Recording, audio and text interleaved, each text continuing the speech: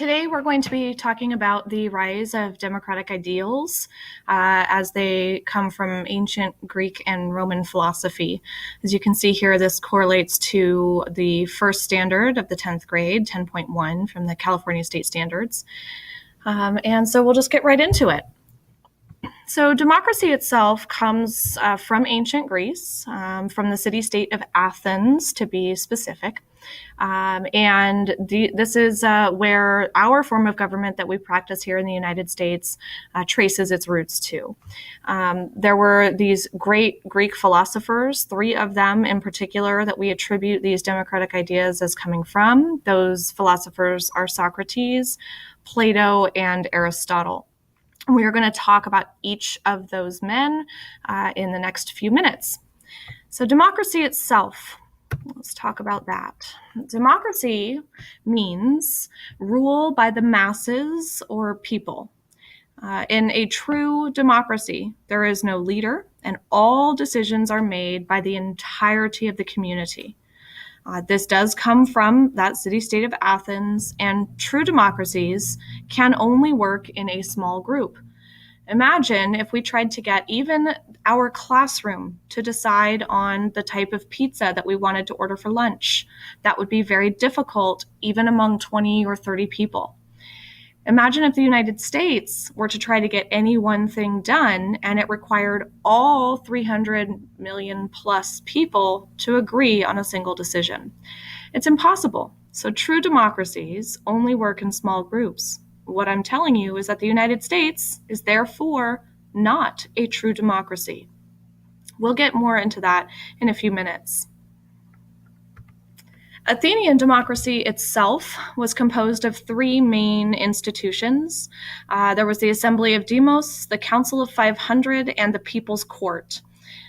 This is a bit like three branches of government that we have today, and you will be reading more about this in class over the next few days. So here's the first of the three Greek philosophers, and his name is Socrates. And Socrates' question that he posed and thought a lot about was, what is the greatest good? And as you can see on this slide, he did not let individuals settle for an answer. He consistently questioned people to make them think longer and harder about the answers. And each answer that was provided then led to a new question. Socrates was not willing to settle for the easy answer or even to let an idea rest. He was constantly thinking, constantly shifting his attitudes, constantly questioning everything that he thought he knew. So that was Socrates. So a student of Socrates's was a man named Plato. Plato went on to write the work called The Republic. And Socrates, the teacher Socrates, had so much faith in democracy that when he was challenged for breaking the Athenian law and sentenced to death by his peers, instead of fleeing town, Socrates stayed and allowed the executioner to do his job and execute Socrates. Plato, Socrates' student, lost faith in democracy, Athenian democracy, as a result of Socrates' execution. Plato believed that in that instance, in Socrates' execution, the tyranny of the majority had ruled the day. And Plato began to believe that not everybody was capable of practicing democracy. And so Plato moved away from his instructor in his belief system, and Plato believed that society should in fact be divided into three classes. And at the top, you would have a ruling class, those who would actually make the decisions, and that class would be called a class of philosopher kings. Now remember that in a true democracy, the entire community is involved in the decision-making process. Plato doesn't trust the entire community to make the right decisions. So he believes that there should be this educated, thinking class of leaders at the top, and that not everybody will be a part of that because not everybody is capable of thinking deeply and critically and making the right decisions. So the philosopher kings then are the leaders, and under the philosopher kings are two classes of people. You have soldiers and you have workers. So you can see that the Athenian democracy, from one generation to the next, the ideas are shifting. We start with Socrates. What is the greatest good? The community should be involved, everybody. And upon his death, Plato begins to question that and move away from Socrates' idea to say, maybe we can't trust everybody to make decisions. Let's have a select group of people at the top. So after Plato comes the third Greek philosopher, and that is Aristotle. Now, Aristotle is Plato's student, and he writes a work called Politics. Aristotle believed that a man is naturally political, that it is our natural inclination to get involved with politics, and that tyranny is not a legitimate form of government. We cannot have, for instance, a tyrannical king or philosopher king, as Plato would have recommended. Aristotle believes that we must have a constitutional government. That is, a group of leaders or a single leader that is guided and limited by a document, a constitution that clearly delineates the rights and responsibilities of the government, the leadership, and the people in a society. So these ideas that will sound familiar to you as you think about the United States' form of government all come from ancient Greece. We also draw democratic ideals from Rome. So while we get the structure of government from Greece, we get written law from Rome. This is where the origins of law come from, and a different type of governmental structure. We're going to move from a democracy, a true democracy, to a republic. And I'll talk about the difference in just a moment.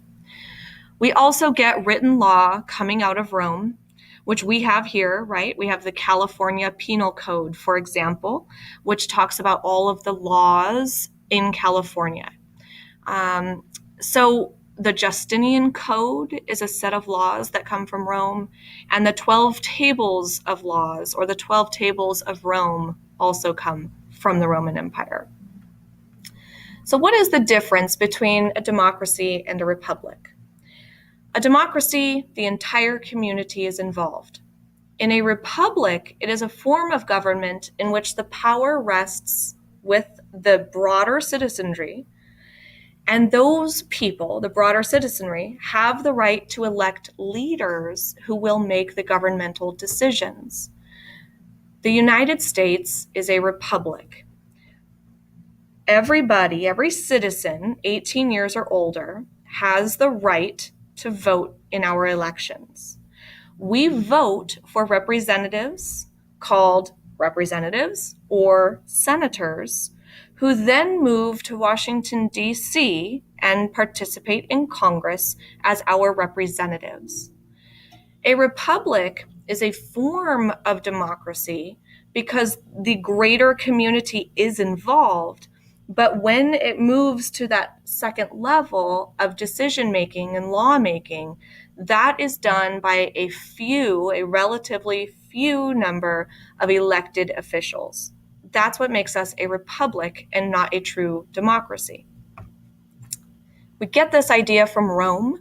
Because Rome grew to be so large, they could not have a true democracy, just as the United States could not have a true democracy today. Simply too many people with too many ideas to get everyone to agree on any one decision. Now, the 12 tables of laws, as I just mentioned a few moments ago, do come from Rome. These laws were carved on 12 tablets. They were publicly displayed. You do see a couple of the tablets here in this picture. So the question I want you to consider is, why is the formation of a written law code necessary in a democratic government? If the people are participating and have the ability to suggest ideas and vote or elect representatives who will do that on the people's behalf, why then would we need written laws?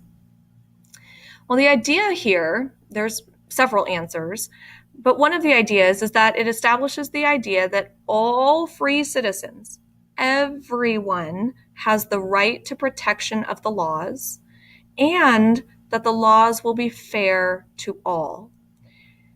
If the laws were not written, they could be changed depending on the circumstances and who the person in authority is versus the person who is in trouble with the law. So if it's written down, then we know that everyone will be under those same rules and that they're not going to be changed depending on the circumstance.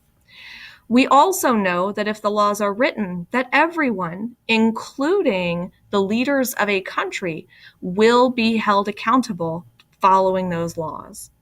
So it's important to write them down. Again, the Roman Empire was so big, so vast, that there was no way that any local set of laws or oral set of laws could then be passed through the entire empire. So they're written down on tablets, they're posted in city squares across the empire, and now everyone in this vast empire or republic will fall under the same laws. They will be treated equally under those laws, and the leaders, including local leaders, will be held accountable for following those laws as well. This makes the system fair for everyone. So these are some of the democratic ideas that we get from ancient Greece and Rome. From Greece, we get the structure of a true democracy, and we get the idea that perhaps there should be classes or branches of government. From Rome, the big idea here, two big ideas: the republic, which is the representative democracy, is another word for that, and written law.